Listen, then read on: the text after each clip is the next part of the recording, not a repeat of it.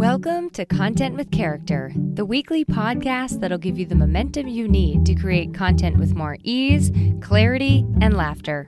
I'm your host, content copywriter Emily Aborn, and I'm all about unconventional marketing approaches. I believe in your big ideas, and I'm excited to help you share them in a way that's distinctly you. Are you one of those people who can turn a question about how you slept last night into a full-blown story? Or maybe you wish you possessed this skill, but you could use a little nudge and some inspiration to seek out stories in your life that are waiting to be released into the world. No matter which camp you fall into, or if you're hanging out somewhere in between, this episode is for you. We're going to get into 4 types of stories to tell in our businesses, why stories matter so much, and of course, how to get started.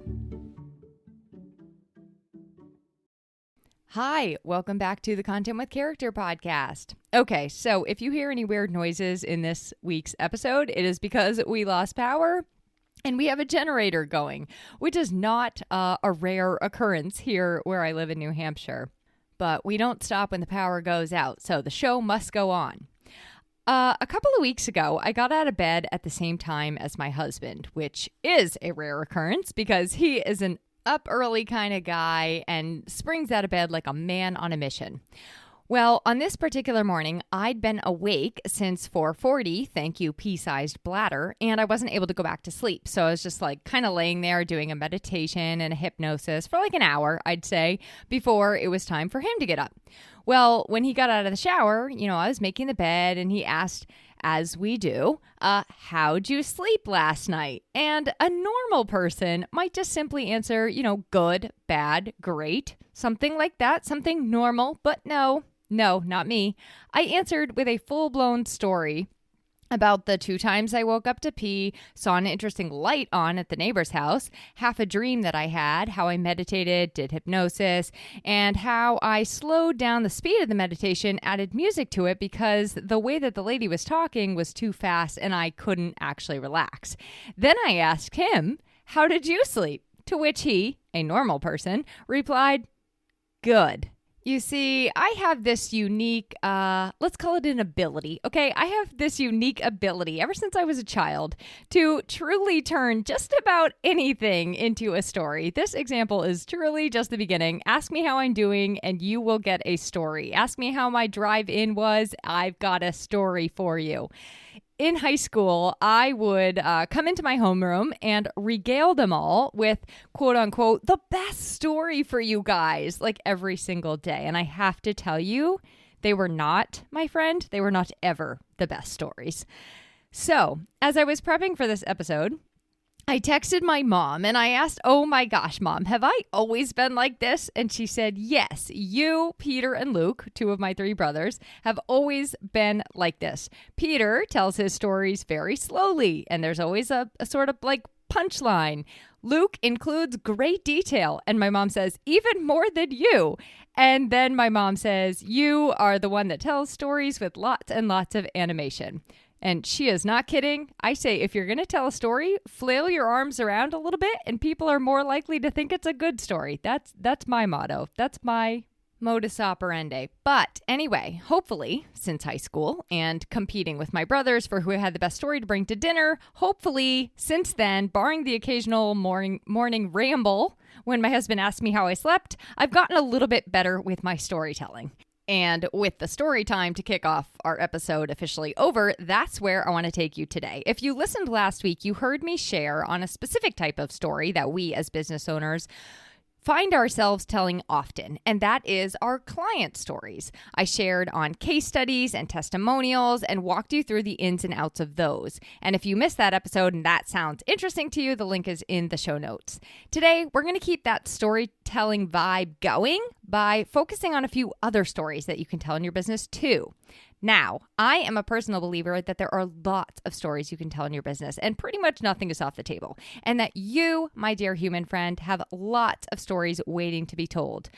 That should be very freeing for you because when you open up your eyes, you start to realize that stories are everywhere. They're unfolding in nearly every moment. You just have to kind of have your eyes and ears open and ready to see them. That said, this is a podcast. We don't have all day. I mean, Andrew Huberman appears to have all day, but I know that you and I don't have all day. So I'm going to limit the types of stories today to just 4. We're going to get into the origin and purpose story, the behind the scenes or out in the wild story, customer stories that fall outside the lens of those ones that we talked about last week, and brand evolution stories, which is probably one of my favorite. We're also going to talk a little bit about why you might tell stories in the first place, how to structure your story simply with just like 3 easy things to include in each and every one. So for all my story lovers, story lover wannabes, and soon-to-be story lovers out there, this episode is for you. And for those of you who don't know me yet, or I don't know, forgot which podcast you were listening to, I'd like to take just a few seconds to tell you my story. And don't worry, I'm not going to start at age 3, which is genuinely when my passion for words, books, stories, reading, writing, all that began. I am Emily Aborn. I'm a content copywriter, and I help small business owners to tell their stories in a clear, concise way so that their ideal clients can find them, connect with them, and get excited to work with them. I do this in the form of website copy, blogs, and other marketing material. Basically, in a nutshell, I help you set yourself apart from all the noise and stand out in a way that is distinctly you. And just for fun, I really have been telling stories, listening to stories, writing stories, reading stories, even recording them on a tape recorder since I was a very, very little kid. Sometimes I don't take time to really appreciate that the little kid inside me is actually very, very fulfilled. I mean, pretty much I get to let her out to play each and every time I sit down to do my work. And that is a beautiful thing. So anyway, if you want to learn more about me or connect with me, tell me your story, maybe, you can find all of those channels and platforms and then some at emilyaborn.com. And the link to that will be in the show notes. Okay, so first up, I think it's important to answer the question, why stories? Like, why is everybody always talking about storytelling? A couple of reasons I thought of, and these are like ones you could find on the internet and also somewhat of no-brainers. These are not like wildly genius reasons, but some reasons I thought of. Number one, they connect us to each other. And I think that is because also they're relatable, right? So they help to kind of help other people see themselves in our stories. 2, they help us make meaning. They help us make sense. They help us draw correlations and connections. They also help us to learn, to illustrate, to translate, to share concepts and ideas. They're human, which means AI can't write them, and that is a way to hugely set yourself apart. And then lastly, stories are memorable. So even if you don't remember all the details, all the facts, your brain has an easier time remembering things in a story form versus just kind of like data, right? So a book I'm reading alongside my other book right now is called Fluke, and it's written by Brian Klaas. Now, full disclosure, I have not quite finished reading it yet, but so far it is so good. My husband is reading it, and he is actually the one that got me into it. Sometimes he reads me like these mind-blowing excerpts, and this one he read to me, and I specifically thought, I'm not even here yet in the book, but I was like, I have to share this with you, because it's very, very relevant to today's topic. Now, if you want to learn more about that book, Fluke, I will make sure that that is in the show notes as well. This quote will also be in the show notes, so you can read it for yourself. Here's what he says in the book. Our brains are so attuned to narrative that we will connect the dots into a story, even when the dots are not connected. This is called narrative bias. When we're given a snippet of incomplete information, the pattern processing network within our skulls fills in the gaps. I'm totally not going to be able to pronounce this name. Rukmini Baya Nair demonstrates this effect with a traditional Bengali story told in just 6 words. A tiger, a hunter, a tiger. Our minds turn 6 words into a plot. We can picture the scene, the narrative arc, the dramatic tension. The exact images we conjure up from those 6 words will differ from person to person, but the basic plot will be remarkably the same. Few assume the hunter ran away or that a second tiger appeared on a scene, but each is an equally plausible interpretation. Our brains use narrative, aka story, to make meaning, even with limited amounts of information. So here's just one more quote. This one is from Jonathan Gottschall, a storytelling king. And he says, the storytelling mind is allergic to uncertainty, randomness, and coincidence. It's addicted to meaning. So meaning that we tend to find stories and connections and meaning in pretty much everything in our world. It's like the natural setting of our brain. Stories drive us to act, right? They help us to connect with each other, to learn, to apply, to grow, to make meaning of the world around us. And we've been doing it for the longest time. Our brains love stories. People see themselves in our stories. We can use stories in our businesses to share who we are, how we help, why we do it, what we do, all the things. I love this quote from Kendra Hall. She is the author of a book called Stories That Stick, and I do highly recommend that book. It's really great for business storytelling specifically. So I'll include that resource in the show notes as well. But in her book, she says, storytelling is not just a nice addition to your marketing strategy. It is the heart, soul, and very essence of it. And I just thought that was a great way to kind of kick us off. So let's get into where we find these stories to share in our marketing, which ones specifically we should focus on in our businesses to get started with. And like I said, there's lots more of these, but I just decided to cover 4 today. So we're going to start with origin and purpose story. Then we're going to get into the behind the scenes stories, the customer stories, and the brand evolution stories. So let's start with the origin and purpose story.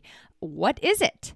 It is the story of how you got started. It is the story of why you got started. It was the story of how you knew now was the time. This is a great story to use to communicate the why behind what you do, your passion, your values, your vision. You've probably heard that the best clients and customers are the ones who are in it for the relationship, or they can really stand behind the mission of the brand. And that's one reason I really love the origin story, because it helps to define for people, what else am I buying into when I work with this person? When I purchase this thing? What values am I supporting? Do they align with my own? So where do we start with using that origin or purpose story? Well, first off, I want to reassure you that you don't need to have some life-changing experience that propelled you to start your business to have a great origin story. I think that's a little bit of a misconception. It also does not need to be super long. And you may find, as you start thinking about your origin story or your purpose story, there are many stories within this one story. So I came up with some ideas, some examples of what you could share and how you could share it. Some are examples that I'm going to share in this episode from myself, and some are from clients that I've worked with or just things that I've heard along the way. One idea is that you could share the reason you started, or, how you've had this inside you all along, kind of like I did at the beginning. A bookkeeper / CPA client of mine, she has a really great origin story. She used to sit next to her dad, helping him to balance the books. And I say that that's in air quotes. When she was a very young kid, he would give her like these little worksheets to do. And she just sat there happy as can be, calculating her numbers and the money. And now she's grown up to do this. She said it's always been a part of her. A second idea is, I love sharing, just like from an entrepreneurial perspective. I love sharing about, when I was a kid, I was the girl that started every single last business I could. Dog walking services, babysitting services, gopher services, lemonade stands, jewelry businesses, traveling candy, and glorified junk shops. Like, I did it all. I even had the idea to start my own day camp for the kids in my neighborhood. I had a week's agenda planned out before being informed that, at age 12, I actually didn't have the necessary insurance to charge parents to send their kids to my camp. So that's a good place to start with your origin or purpose story. What threads have been inside you all along that kind of tie into what you're doing now? What has been inside you all along that has led you to do what you do now? What breadcrumb trail did you follow to get to where you are? All right, another idea is just sharing like the thing that inspired you to start your business. Maybe you saw a need or a problem or a lack and you decided you were going to step in and save the day. Maybe you have a love and a heart for seeing other people be well and healthy and thrive, and that's a part of your origin story. This story might also have a little piece of a challenge or a setback you faced when you started, how you overcame it, why. Maybe even more important is why you overcame it, why it was so important for you to overcome it to start your business. And lastly, in here, part of your purpose or origin story might also be the impact you want to make. Maybe it's your vision you have for your business or your future aspirations. What change do you want to bring into the world? That's a piece of the story too. The origin and purpose story, I'm using those kind of interchangeably, but that's a really powerful way to create connection with your people, show that you're a real person, highlight your values, and set your brand apart from all the noise. Pretty much no one is going to have the same origin and purpose story that you do. So it really gives you an opportunity to show not just that you care, but why you care. So your action item, if you want to start using the origin or purpose story or start thinking of it, is to just kind of answer just one of those questions I shared and think of the story around it. You can make it a long story. You can make it a short story. You can find all the stories within the stories. Ask yourself, why does this matter so much to you? How did you get here? What impact do you want to make in the world? What obstacles did you overcome that you want to help others with? And also, why? Why is it so important to you? Next up is behind the scenes and out in the wild stories. Now, I think I have two personal favorites, this one and the brand evolution. This is definitely one of my favorites. These are my easiest and most natural and my sweet spot. I will be honest, I have lots around that origin story, but I do tend to watch myself shying away from it, which means I might actually need to lean into it, right? Or kind of like sit down and do some more thinking on it. And I think that's another piece of this. If there's one that you already are using a lot, don't focus on that one, right? Bring one in that you aren't focusing on. So yeah, I might shy away from the purpose and origin story, but give me a chance to share a behind the scenes or an out in the wild story, and I will talk your ear off for hours. So these can literally be found anywhere, like in your everyday life. So I'm going to give you some super basic examples. When you go to the grocery store, how do they organize your bags? What foods do you choose? And can you at all think of a way that ties into your business? Maybe you tried something new and the marketing of that item like compelled you to get it. Maybe you had an experience with some new item. Maybe you connected with somebody in the grocery store because you made a different decision or you did something out of your norm for once. What do you notice about the staff there? How do you feel about, all the different options on the shelves? How do you make your list? Like all of these little things, you're like, these are silly, but they really are how you can find stories in your everyday life. I'm even thinking on your dog walk, how does your dog greet other people? What kind of habits and routines is your dog into? How do they get along with other dogs?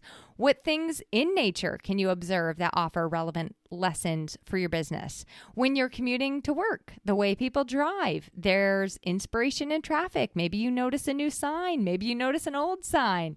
Maybe you notice a sign that has a spelling error, right?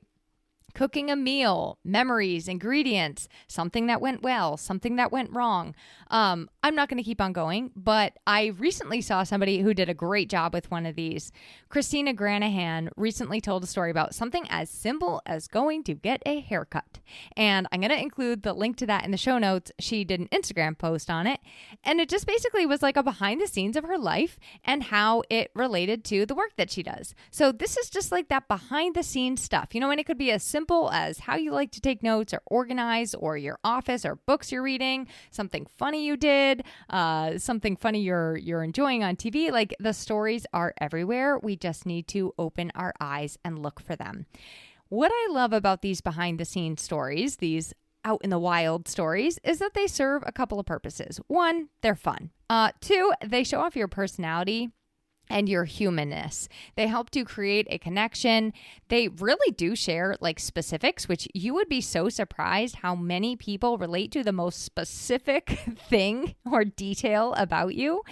So it's really helpful, I think, to share the specifics of your quirks and idiosyncrasies, let's say. They also show lessons and learnings that you can pull from your everyday life if you're able to gracefully apply them, right? So, and we'll get into that at the very end.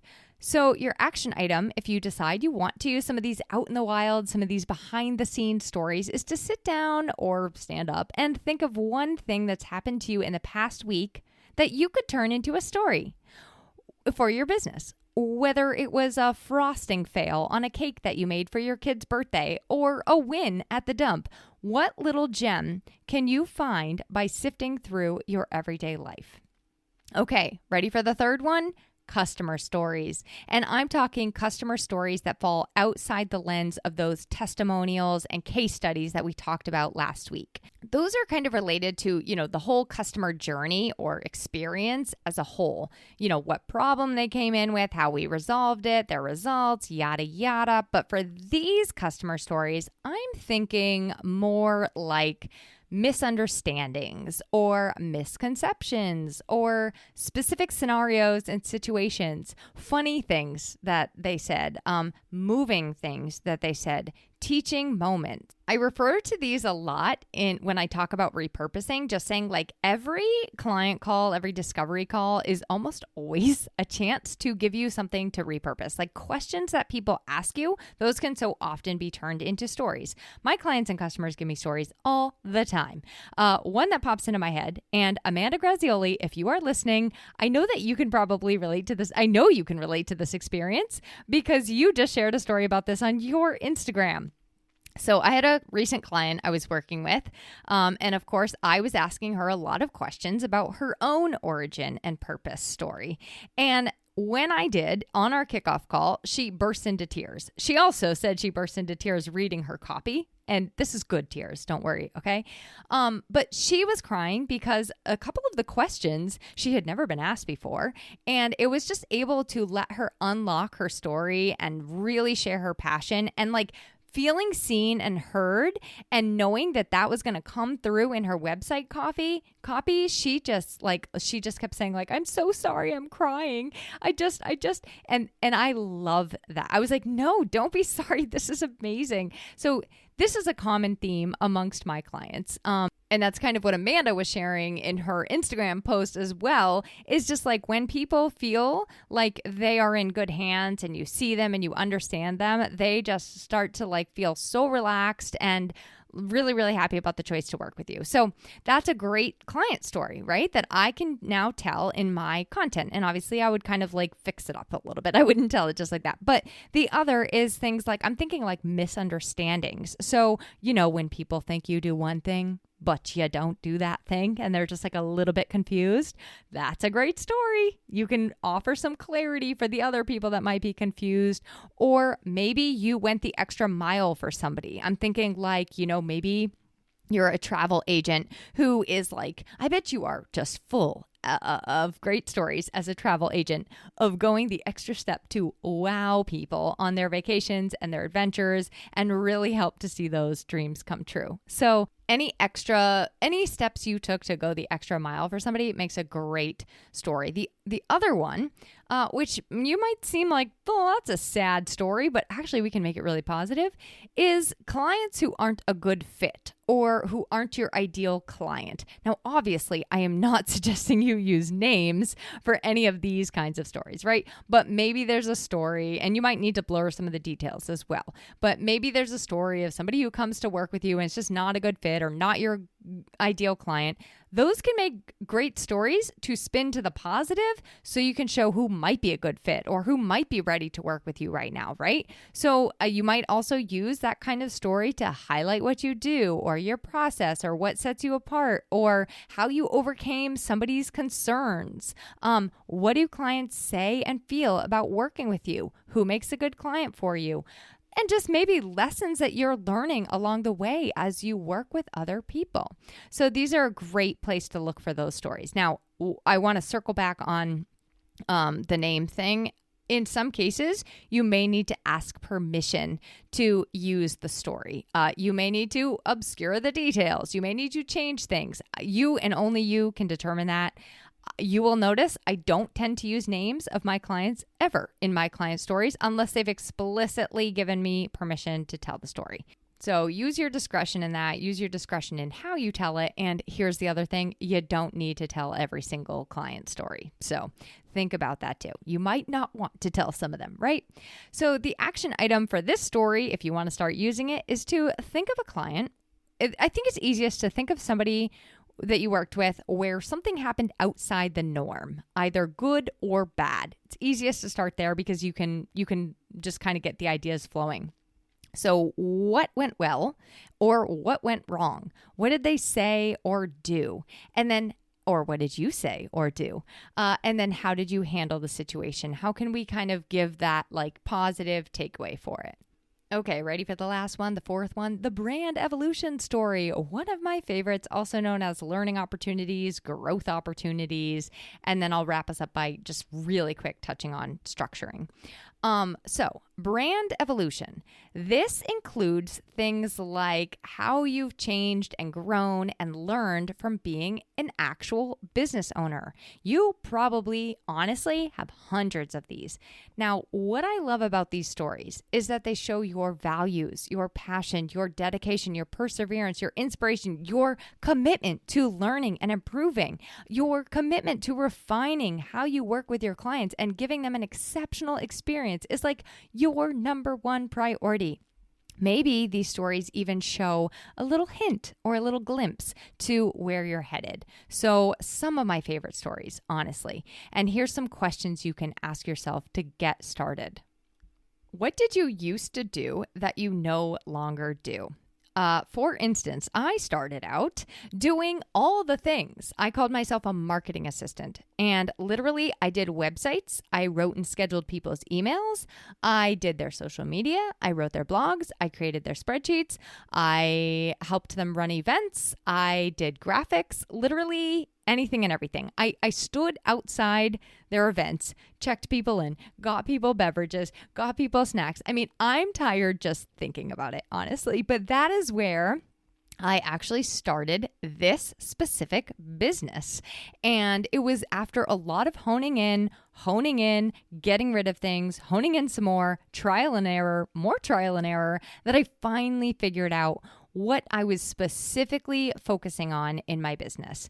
Now, that story is much deeper, much longer, much bigger, and it could definitely be an entire episode in and of itself, and I have a lot of takeaways, but I use it often to highlight to my clients when they're trying to make decisions about their own business. So, what is it for you? What did you used to do that you no longer do? And what is the story behind that? Here's another one for you. What did you used to believe that you no longer believe? What have you never stopped believing? Cue the journey, right? I will give you another example. I used to be signed, sealed, delivered on the story brand framework, the story brand model. That's a book by Donald Miller, and it's a storytelling framework he recommends for business. Now, I have changed my role because I've learned a lot more about stories and storytelling and branding and marketing. I really only can half-heartedly recommend this book. And I only do it once in a while. I have many reasons for that. That is another long story for another day.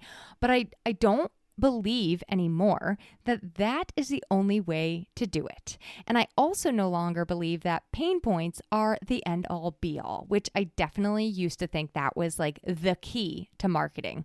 So the question is for you now, what did you used to believe that you no longer believe? And what do you believe now instead?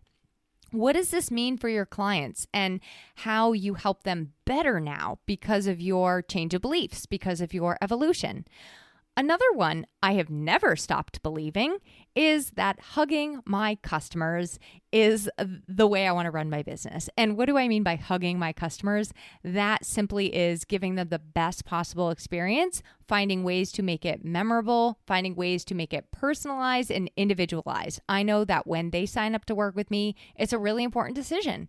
And I want to make them feel hugged every step of the way to show I respect, honor, and I'm dedicated to them.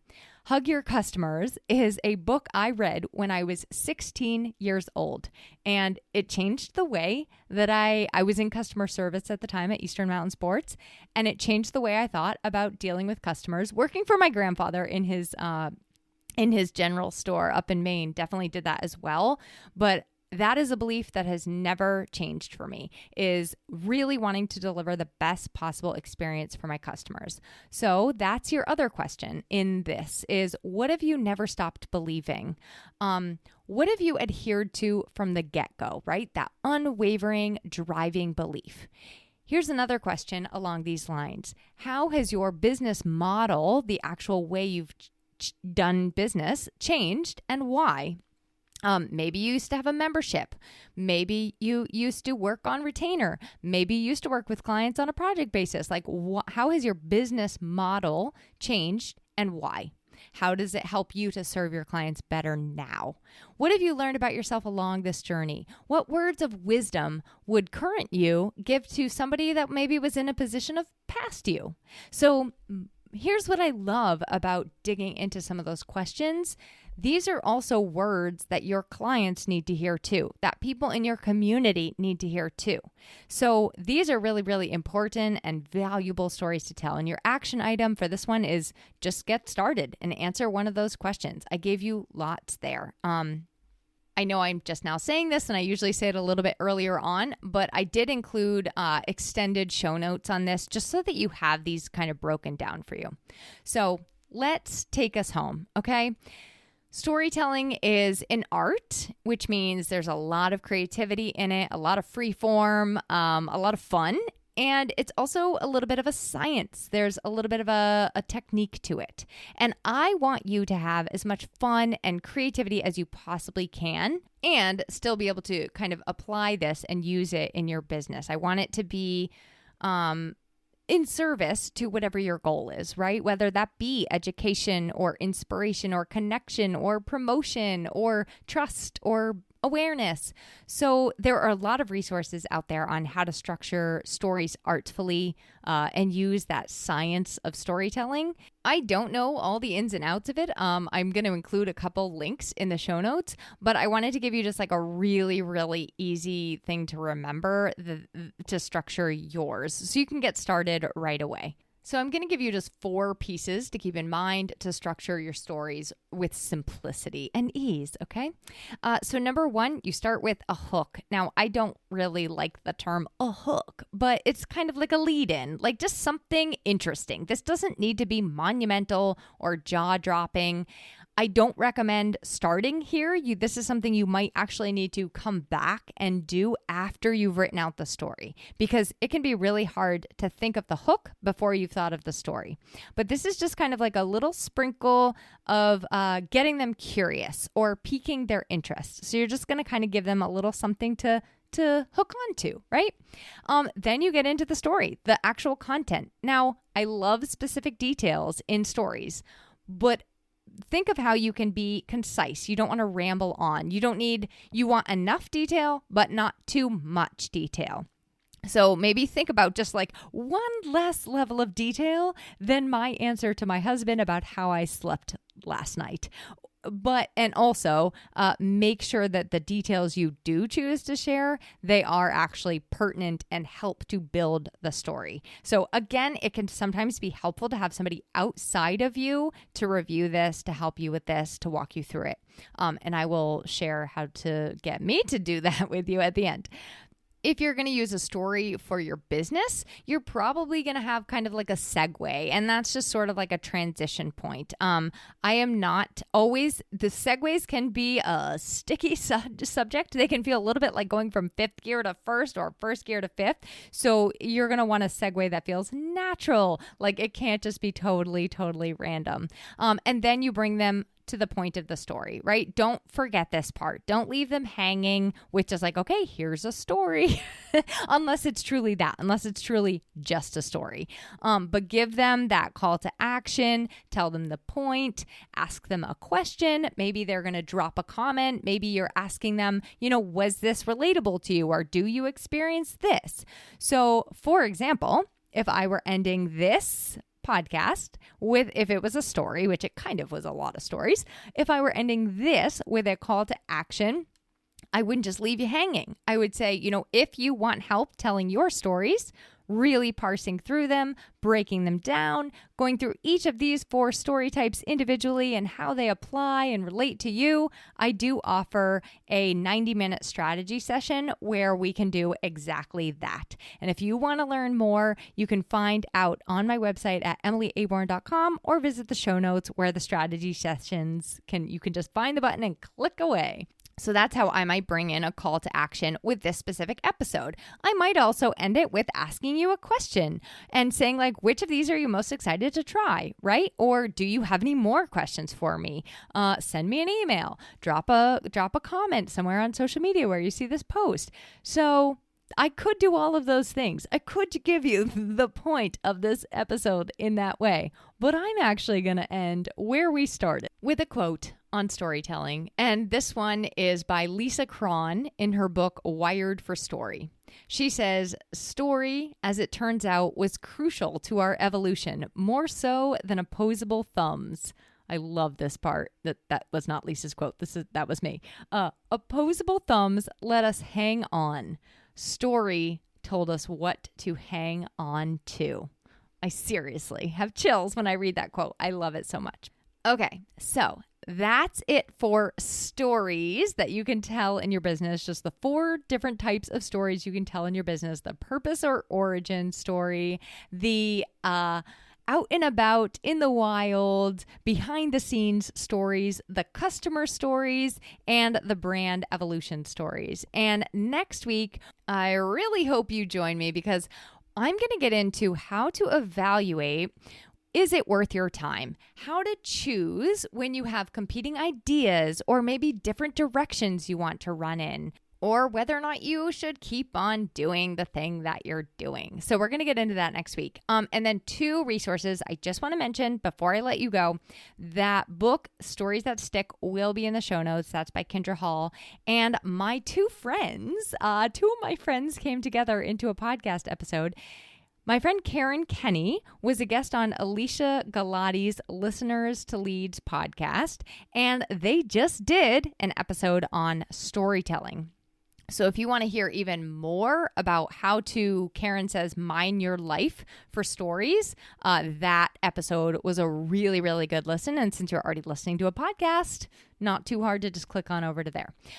So any questions you have for me, send them my way, emily@emilyaborn.com, and I will chat with you next week. Thanks for listening to this week's episode of Content with Character. If you loved the episode, please make sure to subscribe to the podcast, rate, review, and share it with someone else you know it could help. For more content and visibility tips, visit my blog at emilyaborn.com, and be sure to connect with me on Instagram at emilyaborn. I'd love to hear how this inspired you to take action.